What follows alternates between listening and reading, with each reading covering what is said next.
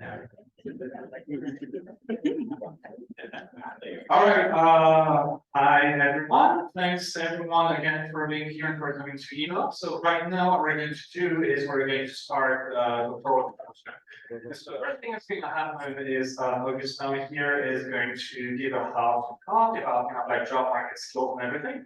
After this, we'll have some mining talks, and after this, there's going to be a cluster session on that side. And so the first thing I want to do is I want to introduce Augustin. So Augustin Chaintreau, he's a professor at the University of Science. And so today he's going to be kind of like our presenter for how to talk. And so he's going to give us hopefully very good advice for students that are soon going to be on the job market. And so yeah, it's all you, Augustin. Thank you, Shiva. Thank you. I'm so impressed of giving this talk. I mean, we had an incredible conference at 6 p.m. And it's like, there's a parents coming on weekend, the parents teacher conference, amazing. I'm going to try to reward you with a couple of advice. So let's get into it. A couple of things. So, I'm really pleased to meet you, and I'm also extremely intimidated with the line of speakers of today, this incredible project. I just want to introduce myself. Do you have any common ground and question for me? I did my PhD in Paris so long ago that there was no iPhone or anything like that at the time. I worked for various companies. I came to Columbia Computer Science as a student professor. I got amazing students. The career, my tenure, and I did some research. And if you have any follow-up on this talk you want to meet, I'm here until Wednesday. Please shoot me an email and we'll make sure we get to your question. Okay, so that's my official introduction. Now let's really meet you. I really want to meet you with my real actual, the dark side of my CV. Okay, so I'm Augustin Chaintreau. Most of my NSF grants were declined. I had a lot of students I wanted to admit at Columbia that I really enjoyed and I really wanted to come, and they didn't come. They went to other places, other amazing advisors. Some of them are even speaking, at this conference, and I'm very proud for what they've done. But they didn't do anything to me. I got a number of papers rejected, including one that probably accounts for so many rejections that I'll be embarrassed to talk about. I failed at the ACN doctoral dissertation award. I didn't even get the French award, the French Middle Award for PhD, thing like that. I didn't get the Sloan, and all paper I got is the best paper award, except a couple of exceptions. I don't know what happened there. So clearly, I'm no genius. That's important to point. Because that makes me really qualified, strangely, to give you advice. It's important because in all of those places, academia conference, you really advice from amazing people. People I'm just so intimidated by that later on when they give me advice, but yeah, that's the way I do it. It's a little bit like, I don't know, Rubinstein explaining you how to do the piano. It's like very, very hard. They are at such a level that it's hard to relate. So hopefully I can demystify a little bit of that, explain what I've been through, mistakes I've done, and that could be also a way for you to reflect on what can work for you. And if anything, it could be just, no one is going to learn anything at this point. So let's just get through. Okay. So clearly we established that I'm not good at English grammar, I didn't prepare the slide very well, I'm not very smart. And there's a couple of other reasons why you should also take everything I say with a grain of salt. The first one is that I got my job in 2010. It was a different world. I don't have really any social media presence. My webpage, if you look at it, it's from when my daughter was born. So you should also seek recent advice on how it works today. It's very important to talk with people who just got a job offer, were on the job market last year, the year before. They will give you a little bit more than a date of the norm. I'm going to give you a little bit more of the principles, so things that basically lasted a little longer for me at least. And something very important, I only know my personal experience, which is coming from a white male, coming from the upper middle class family. I mean, the only thing I had to discover a little bit was that there's no one in my family with a PhD or I didn't get a career, mostly because in France, terribly considered, doing a PhD like one really almost years. That's kind of thing. So I had to move to a country where people actually care for PhD, and the US is a place where actually there's nice association with it, and then I was very happy here. So here's what I'm going to tell you. After this disclaimer, that is, I think, important for you to consider and challenge me about as well. I will also your experience and what else. I want to tell you, three things you really need to know when you're looking for jobs. So the first thing is usually the one undiscussed is to know what you want. It's going to be critical at every stage of the process. Today, in a year, the year before you apply, the year after you apply, to have really clear-headed, specified and fact-based quick answers to what do I want, why am I going there, which kind of university, what am I looking for. Then you need to know yourself in a new way. That's going to be part of the process. I'm going to do that. I'll do a little bit, couple of tips, and then know a little bit the milieu of how things get done. But I'll get to that a little later, but I think it's slightly less important. The normative aspect of the job hiring is slightly less important than your story and your unique position. So know what you want. Okay, so I assume here you want research position, a position either academic or working in things that are very, methodologically challenging, and it doesn't have to be necessarily about extremely advanced application, methodological aspects. It could be much closer to practice, but there's an aspect of it that is related to research and innovation. Kind of thing we could be PhD. And why do we talk about what we want? Well, the most dangerous people to you are real people who really want to do something bad to you, and they are some, but it's great. You're not going to find many of them today, definitely not at this conference, and probably not in any part of the job market. So you can kind of ignore that threat. But the second people that are the most dangerous to you in practice and actually really matter is the people who don't know what they want. Bad domestic romantic partner or whatever, a colleague who don't know how to help you with the project. Those people who are actually well intended, but kind of can be an obstacle. And that actually includes yourself. If you don't know what you want, if you don't know exactly what you're looking for, you're kind of shopping around for the places with the best condition and that's going to meet the sort of menu of your desire. It's going to be very, very hard. So you have to work on that. So to succeed in a PhD means basically you lead people, you lead yourself, and then you lead probably people you mentoring others. So that means you bring your core values, you know what they are, and not just in abstract terms, but also you can name action you've been taking over the years. That may take a while, but I think you've seen amazing examples of people who just basically took the task to go to something that will be more meaningful in their research for them. And connect that to what's grounding and fueling your research. So, if you have a particular aspect that you are not satisfied with the way AI fairness is being approached, if you feel like sometimes it's a little superficial or it will be easy to gain, okay, that's good value. You want to have something more critical. What have you done about it? And what kind of project have you pushed toward that? Or it could be something else. It could be something you're really passionate about a particular social impact issue, and it actually challenge you in making new models, and that's going to be amazing. And those core values are going to be very important. You then have to insist, because if you want to show that you're a leader, which is essentially the PhD, you have to show what you've done for others more than what is done for you or I've been helping you with. So this is where, of course, there's a classical way in which the impact you have on others is very appreciated. Things like citation, people reusing your work, if it's a piece of code or if it's a partner, what you've done. But that also goes and connect to the things you do that don't necessarily seem to have so much credit. What you've done in participating to student events, organizing chapters, helping with review, organizing shadow PhD, which student experiments to learn about reviewing process. I don't know, we are doing my PhD, that really fueled a lot of the reason why I became a researcher. And they connecting the things you do that are sort of helping others in your research community to your research is going to really multiply how your work is being appreciated. It's going to give it a sort of a broader appeal. And then the last part is you have to write the playbook. I mean, you're a PhD, so you need to bring what you've done originally as unique. So that's sort of that's part of the thing you have to describe. So give an example. After my PhD, I didn't really know what I wanted, or I wanted all of that. So industry, university, government, great. Europe, US, great. I had no idea exactly what I liked, from the research project that I've done. Do I like to supervise? I don't know, to prove things, to code people, to teach. I did a little bit of teaching, and I knew nothing about the US academic milieu. I mean, the NSF, I thought, if you go to the airport, the restroom, sometimes with NSF, I think it's a brand. something or whatever, something like that, or stand out like that. So that's, I thought that was the NSF one was talking about.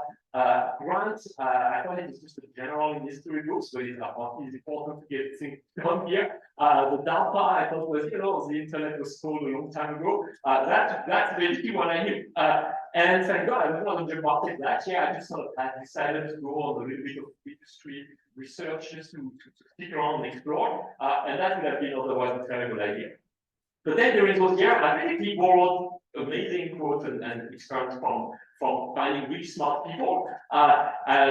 This quote, especially, stick with me from Nitin Vaidya. He was actually what you see at the time, but he came visiting our lab in Paris and said, as a professor, my main outputs, my students, the papers are doing students. I mean, they happen out of me bringing students to do their best work and becoming themselves, inspiring leaders in everybody, in academia and industry. And I just thought, wow, that's actually interesting. I thought that was something I really relate to. And is there anything like that that I could perhaps aspire to? And that took me years to think about it.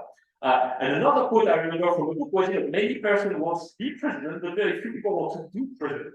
And by do president, I don't mean acts and pretend superficially that you are, but actually doing the work every day or going and doing whatever hard work that implies, putting people together and stakeholders. So the big question is, do you want to do research here? Why do you want to do it? And having very concrete answers to that. So I assume you know how to do great research. In the academic job, you're going to have to basically, in a research job, it's going to be a slightly different public, but at the same time, bringing how you serve a certain topic. So for academics, it's going to be about students, you're a caretaker of a research community. You are the people who are showing up, every year, even when it's not sexy anymore, to the conference and bringing people to appreciate the work and continue. And there are ways that you basically do that. That's part of your prerogative. Your job is kind of elevating people who work with you. So it's very important that every interaction you have is an occasion of giving and seeing them grow and being better. And pretty much you don't want anything that is getting done anymore because you're going to be essentially supporting the research. We heard about the incredible stories of the research, and I don't remember what exactly was the story of how the project came to be, but I think there were probably some advisors at some point who helped bringing students who have some interest in a good project and essentially sort of give them a little bit more freedom to do that. So that's kind of the job you have to think about. Yeah, it's a lot of fun. It's also hard, so that's some interesting aspect. It's challenging. It brings some country social status in this one, not in France. You can try there. It gives you a little bit, perhaps, of expectation. If you did research and PhD, you're like, oh yeah, I want to see a food thing. I also became from so, and a little bit of pride, perhaps, if you're those kind of people. Those are fun, but they are not going to matter later. So you really want to go to, do I really like all the service that I'm doing? Because that's really what brings you at the end. So good question to ask before you really just trying to go on the job market. Do you really like supervising students? Do you have practice about it? And what kind of supervision? So if you're in industry or you're working in a non-profit that has lab and innovation, you're probably going to be looking at collaboration for 6 months to get something that is, was sort of semi-ready to something on actual product and push forward, and then you iterate and do a better one, etc. And you probably are going to work with mature students who've been a couple of years in a PhD or are sort of ready to transition into something that are more practical, so it's exciting to do that really quickly. If you're in academia, it's going to be a bit of the same job, except you start much at the beginning. You talk with students who are just out of undergrad, they don't exactly know the kind of thing they want to see. They have a lot of questions about it. You're going to take 5 years from scratch and you sort of stay with them to make sure that they succeed. So it's kind of a similar work, but different timeline. And then there will be the question: do you like to have a direct impact on the real world? It's a big one. How much do you value the impact you have with regard to the intellectual sophistication or freedom that you have? So here I think I'm going to put bluntly: if you really want impact, don't stay. Just go somewhere, build a startup, go to a non-profit, or you think an industry that has really meaningful impact. But I mean, sometimes it could be a big company, but I have many students who left and went to a smaller company because they saw those companies had something special that they could do, and I give example later if you're interested. So that's probably where you're going to have real impacts. If you stay in the research, it's going to be slightly more like making sure the general flow of ideas is doing well. That's going to be a little bit the trade-off you're going to have that. Now, the real thing you're going to buy from academia is freedom. And there's basically two ways in which it's helpful. The first one is for people who are a little useless, like me, like if you had a job somewhere, you would not necessarily have a lot to offer, and you're like a little bit of an academic animal, you like those things to write and all this, but you think it can be useful in the sort of general context of the research community. You bring something, so that's one way in which freedom is useful. And another one is when there's an actual problem where nothing is known and you really have to create from scratch. Now, the big problem is this freedom has a cost. You're not going to get rich, your impact is going to be diminished, and there's also a lot of competition. You might not be exactly in the area you want to live, or there's a lot of complication with how to find to deal with the problems with others. So it's really important to understand all the dimensions where the freedom is helping you, and again, a convincing story to yourself that this freedom is worth your effort because you already experienced when you had freedom that you were able to succeed and make a difference. So you have to convince yourself first of that, and once you know that, you know what you want, and you're going to be much more ready. The actual criticism you're going to receive in the entire job market is going to be yourself thinking coldly about what you've done and thinking, I'm not up to the task, I'm just another fraud. Maybe like the person speaking right now, you'll be wondering about that. That's going to be the harshest critic you can meet. So know that critics and answer that critic very carefully. Now, how do you know yourself a little differently when you're on the job market? Well, you need a couple of things, at least I found those useful. A 5-line resume, which is basically, the 5 things you can say that you achieved that I thought. And here there's a range for, things that are more technical deep, projects that perhaps in a way were a little bit more traditional, but there was something special in the way you translate the idea that was a bit more original, was more creative. And there could be completely, absolutely non-technical related things that show that you're a leader and you can bring the community forward to make good work. So you need to have those 5 lines in your mind clearly, because it's going to be the kind of things you're a little bit like the bag you bring to describe and people from any conversation. Then you have your one-page resume that basically, is for some people they want to count how many papers in the world they have. Sure, but that's going to just go from one part of the process, and you have very little control over that. It's basically given to you at the end of the PhD. What matters more in the one page sort of make in mind is what is the sort of coherent story of why you brought there. What do you bring in addition to the line that you have. What was the experience that is formative? How did it bring you to consider the problem differently, and why you have something else to share? And then you have a 5-page statement. Probably the most important thing is that at the beginning you formulate an interesting question.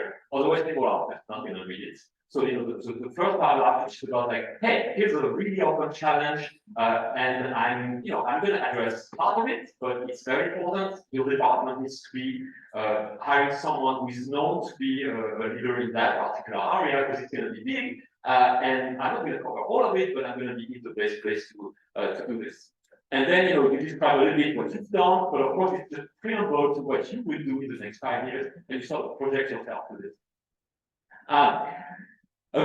This is a good moment when you write this to see if you have any 1 or 2 role models people you really admire, research, and discuss with them frankly about how they got there, what was things about their experience and their talent that you can relate to. Again, this is where it would be great to have a role model that is incredibly inspiring and super smart, but you have to find perhaps a second person that is someone you relate closely, or you have kind of more common ground with. So that like anything can help. Where you use the same undergrad program, where you have similar hobby, whatever in terms of ways to sort of be connected. That's actually very helpful. Don't go for the 2 most famous people you can think of. Look for those examples as well. And you want to answer those three questions, so you can basically very quickly answer them when people are going to essentially hint at that. Like, you know, who are you? What conference do you go to? What are the kind of work you're doing? How can I easily get a hold of what you're doing? And what's the difference you bring? And it brings us to know the milieu of job application. I'm just going to check the time. What is it you got? 5, 10, just checking the time. 5. Right, all right, so for the milieu of application, so the application are due in December. As a rule, the priority in an area is not very strict, one of the main things, that seems to be uniformly true across departments is faculty really care about hiring people they want to hire more than the other priority of the school, the team, etc. So they will really go overboard completely if they really like you to possibly make an offer. So you should not read too much into those things, because they are typically one of the things that I've seen. Then you have the 1 to the interview with one-on-one, and then I'll come back to that. Many discussions on the department and some negotiation. So the process is in 3 steps. So the first process is you apply. So remember, you have 1 shot, maybe sometimes 2 shots if you do a postdoc, or you sort of decide between 2 days, etc. It's not necessarily easy because you do a first impression the first time. So my advice is pick one of those slots, and you maybe reserve one in case you're unlucky once, and apply very broadly, like really just literally send your application to any university you consider over starting in the street, or with whatever alternative, because it could really happen. You have to be in this mindset that every one of them could be critical. Look for the one very well, your strong ties in the places where you have non-researchers from the conference team and the research community, but also don't neglect the one where there's someone you had a good contact once at the conference, and you have probably many of those, and they may be knowing opportunities you don't know about from your own immediate collaborators and close colleagues. So those matter as well. You're looking for all the weak ties to broaden the scope. And it's important to apply broadly, because when you talk, the quality of the interviews that you receive is kind of the thing that people discuss. People always say, I know this candidate is also going to visit those places, etc. So I think there's a broad interest for their work, and that's actually something that people appreciate to see. So you can definitely use that to your advantage. Not that you brag or anything like that. It's sort of as a way to describe how you're trying to your research. Usually, it's going to be not you doing that, it's other people with you. And anyway, going for any interview is a good way to get your research known and increase your visibility that can be helpful afterwards. No one is ever going to force you to take a job. I don't think I've ever had anyone in that situation, so you can really apply for it. For the second part, that is, how to get selected for interview, well, my advice here is don't take it too personally. This is extremely uncertain and completely based on various factors. How much do you know people? The 600, now it's like 1,200 applicants, how to pair it down to 6. It's extremely capricious, and you're going to have essentially a random thing that's going to be vaguely informed by their interest, their quality, etc. Even like, once I got invited by Princeton, Columbia, but not by UMass and Amway.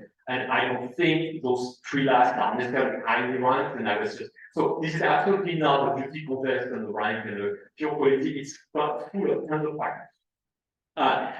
The only chance that you really have is someone from your field knows and can speak for you. And this is basically, the main thing you can do at that time is multiply how many people you've talked to that basically activate and be noticing that you're applying. So every conference, every post-school conference, every workshop, stay for the doctoral consortium, stay at the end for the poster session, stick around. That's the way you can multiply your chance.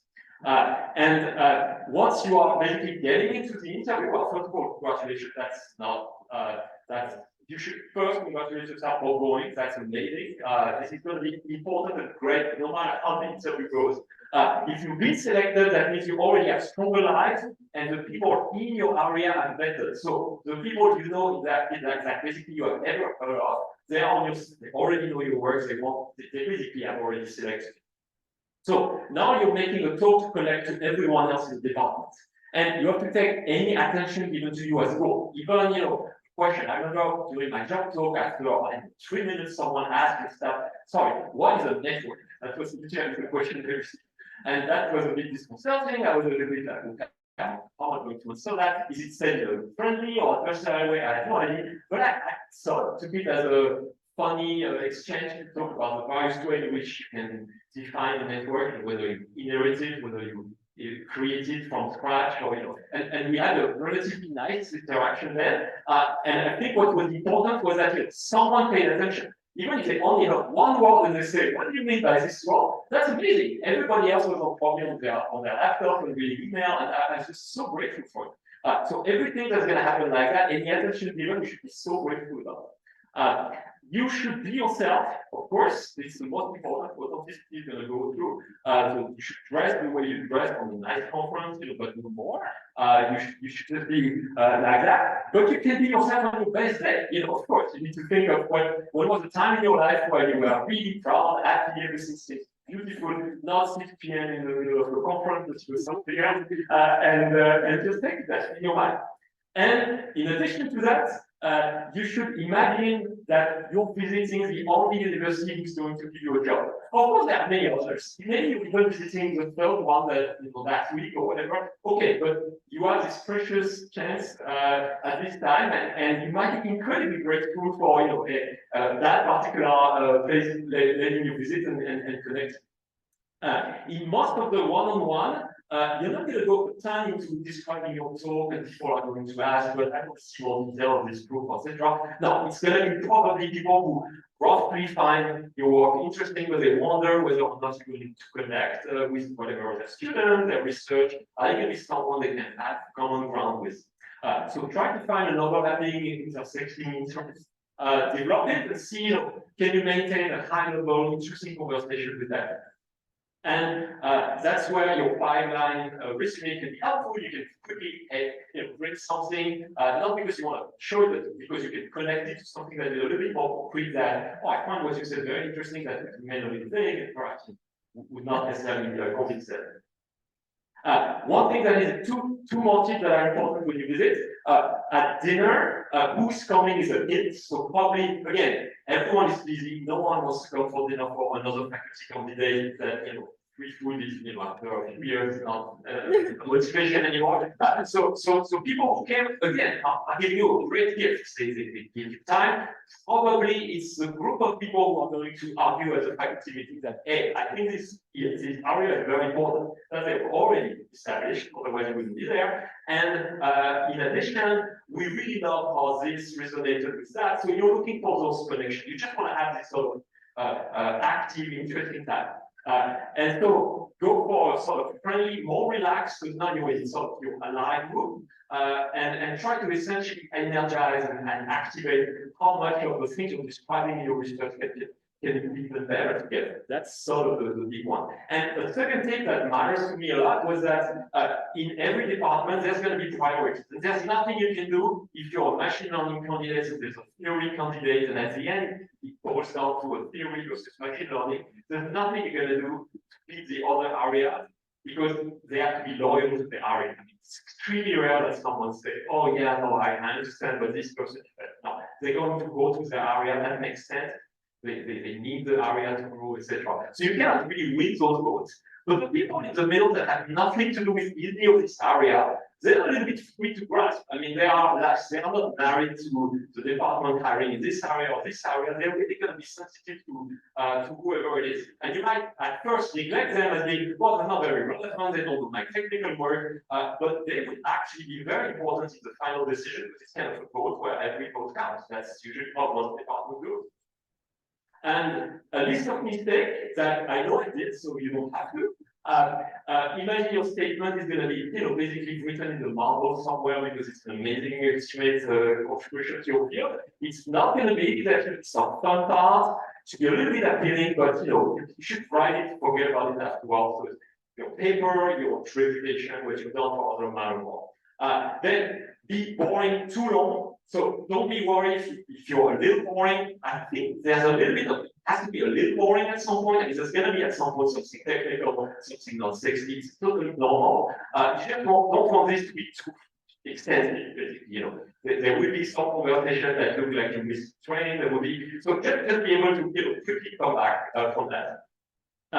And you know, another thing that is important is when you start to have a talk that is you're trying to go beyond the typical conference, you want to have something more high level. That could be sometimes seen too superficial. And the best in that case is to basically select something you're really excited about that is more deep methodological, even if you skip some detail, as long as you communicate your patient, you're gonna be happy. And then, you know, not showing enough interest is actually, I can share some interesting anecdotes later on. And the last thing is, you know, when you're preparing, if you prepare a lot, that's great. I think, you know, it's going to help you, especially if you iterate on the real reason, the authentic reason why you want this job. That's only going to help. Now, you still need to keep your peripheral vision for unexpected things. You need to have a little bit of energy to breathe, relax, and those are things you have to maintain. And so the preparation can sometimes go against them. And my general, you know, the general rule I use and I told my students is, you know, most of the time when you give a talk, there's 60% of the actual voice, just not the word you're saying, but the actual tone, the breathing, the thing, just as a way of appreciating. There's basically 20% that are like the slides and whatever, like finding things to show, and most people neglect that. And then there's 10% for the actual content. Then once you go through that, people will still see the content. So think about that when you were preparing or, you know, editing the fixing of the slide or things like that is going to have an absolute negligible effect compared to your own ability. And I think I'm out of time, so I'm going to stop there. And we have questions now or later.